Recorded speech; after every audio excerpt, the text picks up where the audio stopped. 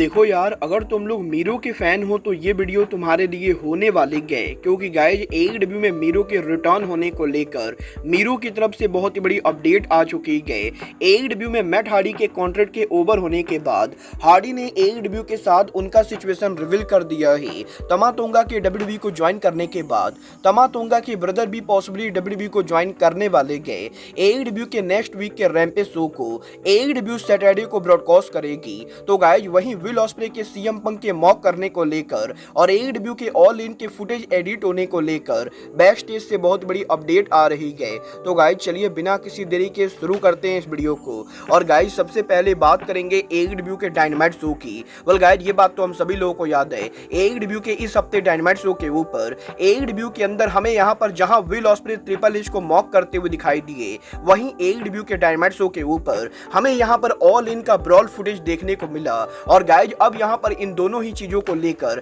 काफी बड़ी रिपोर्ट आ रही है। वेल गाइज जहां तक बात रही सीएम पंक और जैक पेरी के ब्रॉल की, तो गाइज जैसा कि मैंने आपको पहले ही कहा था, एईडब्ल्यू के अंदर जैक पेरी और सीएम पंक का ये जो ब्रॉल फुटेज है, ये फुटेज यहाँ पर एडिटेड फुटेज था। और गाइज अब यहाँ पर डब्ल्यूओएन ने इस चीज को कंफर्म कर दिया है कि एईडब्ल्यू कंपनी ने डायनामाइट शो के ऊपर 1 मिनट 20 सेकंड का जो फुटेज एयर किया था, वो फुटेज तो यहाँ पर पूरी तरह से रियल था। बट गाइज उस फुटेज के अलावा एईडब्ल्यू के ऑल इन के बैक स्टेज के ऊपर सीएम पंक का एक और फुटेज है, जो फुटेज यहाँ पर टोनी खान ने डायनामाइट पर एयर नहीं किया। और गाइज यहाँ पर डब्ल्यूओएन ने कंफर्म कर दिया है कि एईडब्ल्यू के डायनामाइट शो के ऊपर एईडब्ल्यू कंपनी ने सिर्फ यहाँ पर जैक पेरी और सीएम पंक के ब्रॉल फुटेज को एयर किया। बट गाइज जहाँ पर एईडब्ल्यू के ऑल इन के ऊपर ब्रॉल होने के बाद सीएम पंक दोबारा गोरिल्ला पोजीशन पर आकर टोनी खान को धमकी देते गए, वो चीज एईडब्ल्यू कंपनी ने एडिट कर दी थी। और गाइज ओरिजिनली जो फुटेज था वो यहाँ पर 2 मिनट से लंबा था, बट गाइज एईडब्ल्यू कंपनी ने सिर्फ यहाँ पर 1 मिनट 20 सेकंड के फुटेज को एयर किया। और बेसिकली एईडब्ल्यू के ऑल इन के ऊपर टोनी खान ने सीएम पंक को मारने की जो धमकी दी थी, उस चीज को एईडब्ल्यू के द्वारा एयर नहीं किया गया है। और गाइज यहाँ पर अभी तक ये रिवील नहीं हुआ है कि टोनी खान ने आखिर क्यों एईडब्ल्यू के डायनामाइट शो के ऊपर उनके और सीएम पंक के सेगमेंट को एडिट कर दिया। मतलब ये तो आने वाला टाइम बताएगा कि टोनी खान फ्यूचर में कभी सीएम पंक और उनके फुटेज को रिलीज करेंगे या नहीं। बट गाइज जहां तक बात रही विल ऑस्प्रे की, तो गाइज जैसा कि हम सभी जानते गए, एईडब्ल्यू के इस हफ्ते डायनामाइट शो के ऊपर विल ऑस्प्रे ने ट्रिपल एच को बुरी तरह से मॉक किया था। बट गाइज अब यहां पर इस चीज को लेकर अपडेट आ रही है कि ऑस्प्रे ओरिजिनली ना कि डायनामाइट शो के ऊपर सिर्फ यहां पर ट्रिपल एच को मॉक करने वाले थे, बल्कि विल ऑस्प्रे सीएम पंक को भी टारगेट कर रहे थे। और गाइज ओरिजिनली यहां पर डायनामाइट शो के ऊपर विल ऑस्प्रे ट्रिपल एच के साथ साथ सीएम पंक को भी मॉक करने वाले थे, क्योंकि गाइज रेसलमेनिया वीकेंड के अंदर जहां ट्रिपल एच ने विल ऑस्प्रे को मॉक किया था, वहीं सेम टाइम के ऊपर रेसलमेनिया वीकेंड में ईएसपीएन के इंटरव्यू के ऊपर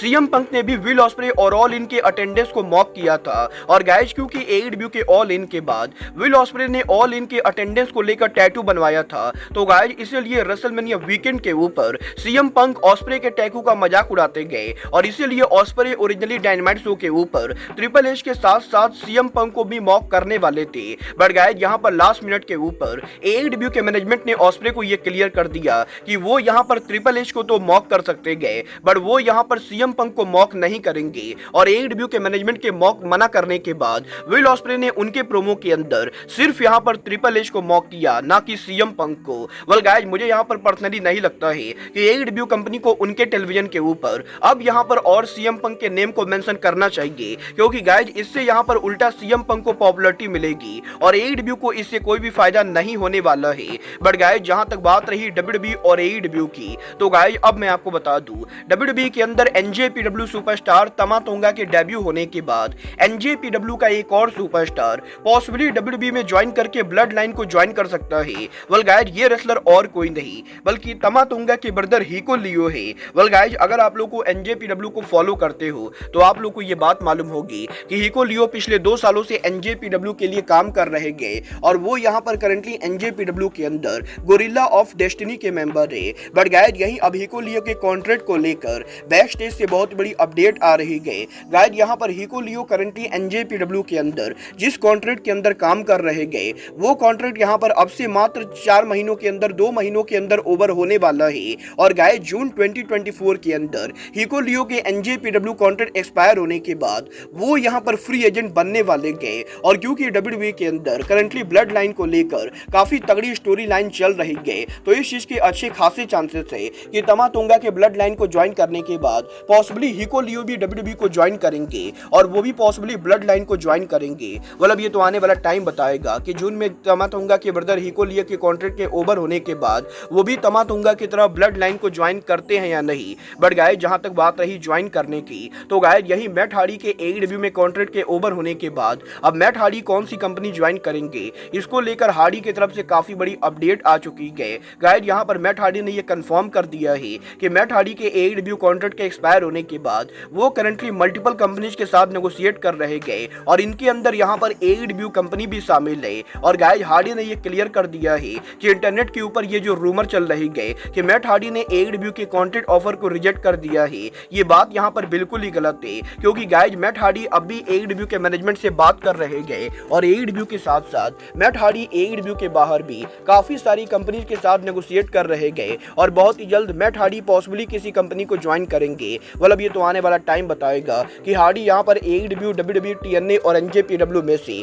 कौन सी कंपनी को ज्वाइन करते गए। बट गाइस चलिए फिलहाल आगे बढ़ते और बात करते हैं एईडब्ल्यू रैम्पेज के टेप होने की। वेल गाइस ये बात तो हम सभी लोगों को मालूम है, एईडब्ल्यू कंपनी फ्राइडे नाइट के ऊपर रात में 10 बजे पर उनके रैम्पेज को ब्रॉडकास्ट करती गए। बट गाइस क्योंकि अमेरिका के अंदर करंटली यहाँ पर एनबीए गेम्स चल रहे गए, तो गाइस एनबीए गेम्स की वजह से अब जो नेक्स्ट वीक का एईडब्ल्यू का रैम्पेज होने वाला है वो यहाँ पर एक बार फिर से प्रिंटेड होने वाला है। और गाइस इस हफ्ते एईडब्ल्यू डायनामाइट के लाइव जाने के बाद एईडब्ल्यू कंपनी उनके रैम्पेज को ब्रॉडकास्ट नहीं करेगी, क्योंकि गाइस एईडब्ल्यू का इस हफ्ते का रैम्पेज तो एईडब्ल्यू यहाँ पर सैटरडे नाइट को कोलिजन के बाद ब्रॉडकास्ट करेगी। और गाइस यहाँ पर एईडब्ल्यू कंपनी इस सैटरडे नाइट के ऊपर 3 घंटे का live back to back show broadcast करने वाली गए। और गाइस एईडब्ल्यू के डायनेस्टी पेपर-व्यू का go home edition Collision show के बाद एईडब्ल्यू कंपनी उनके रैम्पेज को ब्रॉडकास्ट करेगी और इस सैटरडे नाइट के ऊपर हमें यहाँ पर रैम्पेज और कोलिजन का 3 घंटे का शो देखने को मिलेगा। वेल देखना बहुत ही दिलचस्प होने वाला है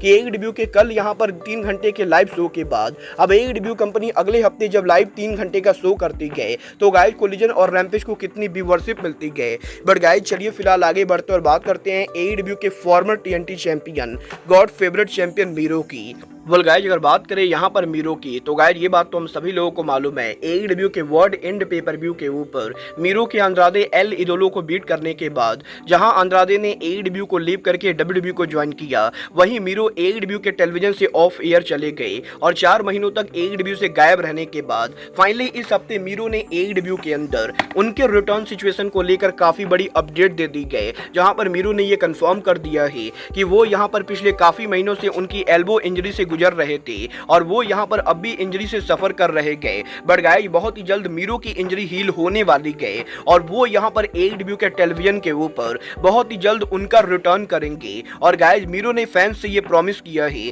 कि इस बार जब वो एईडब्ल्यू के टेलीविजन पर रिटर्न करेंगे तो वो यहां पर एईडब्ल्यू के रेसलर्स को डोमिनेट करने वाले गए। और गाइस यही मीरो के इस इंटरव्यू के ऊपर जब मीरो से एईडब्ल्यू के ओनर टोनी खान को लेकर बात की गई, तो गाइस मीरो का ये कहना है कि वो यहां पर टोनी खान को काफी ज्यादा पसंद करते गए। और गाइस यहां पर मीरो काफी बार बैक स्टेज के ऊपर टोनी खान से उनके क्रिएटिव आइडियाज को लेकर बातें करते गए और जिस तरीके से टोनी खान रेसलिंग बिजनेस को देखते गए, मीरो यहां पर उस चीज को लेकर काफी हैप्पी गए, क्योंकि गाइस टोनी खान एईडब्ल्यू के रेसलर्स को लेकर पर्सनल लेवल पर काफी ज्यादा पैशनेट होते गए। और गाइस यहां पर मीरो ने एईडब्ल्यू को ज्वाइन करने से पहले डब्ल्यूडब्ल्यूई सहित काफी सारी इंडी कंपनी के ऊपर भी अर्ली डेज के अंदर काम किया है। बट गाइस मीरो ने कभी भी ना तो डब्ल्यूडब्ल्यूई के अंदर और ना ही किसी और जगह किसी और कंपनी के ओनर को रेसलर्स को लेकर इतने पैशनेट तरीके से देखा है। और गाइस यहां पर मीरो का ये कहना है कि वो यहां पर डेफिनेटली एईडब्ल्यू पर रिटर्न होकर टोनी खान के साथ ग्रेट आइडियाज को पिच करके काम करना चाहते गए और वो यहां पर ये देखना चाहते गए कि इस बार जब वो एईडब्ल्यू पर रिटर्न करेंगे तो एईडब्ल्यू और टोनी खान उनको कैसी बुकिंग देते गए। वेल गाइस यहां पर वैसे तो पिछले 4 महीनों के अंदर इंटरनेट पर काफी सारे रिपोर्टर्स के द्वारा ये दावा किया गया है कि मीरो यहां पर एईडब्ल्यू कंपनी पर काम नहीं करना चाहते गए और मीरो AEW के अंदर बुकिंग को लेकर भी बार बार टोनी खान के साथ लफड़ा करते गए। बट गाइस जिस तरीके से मीरू ने उनके इंटरव्यू के अंदर टोनी खान को लेकर बातें की गए, उसके बाद तो मेरा यहाँ पर रेसलिंग मीडिया से भरोसा उठ चुका है, क्योंकि गाइस मीरू ने उनके इंटरव्यू के अंदर टोनी खान की कुछ ज्यादा ही तारीफ कर दी गई और मीरू के इंटरव्यू से तो बिल्कुल भी नहीं लगता है कि उन्हें यहाँ पर टोनी खान या AEW कंपनी से कोई भी प्रॉब्लम है। मतलब अब ये तो आने वाला टाइम बताएगा कि मीरू AEW के ऊपर उनका रिटर्न कब करेंगे। बट गाइज अब आज के इस वीडियो में बस इतना ही। मैं मिलता हूँ आपसे अपने अगले वीडियो में। बट गाइज तब तक के लिए good bye, good night and bang.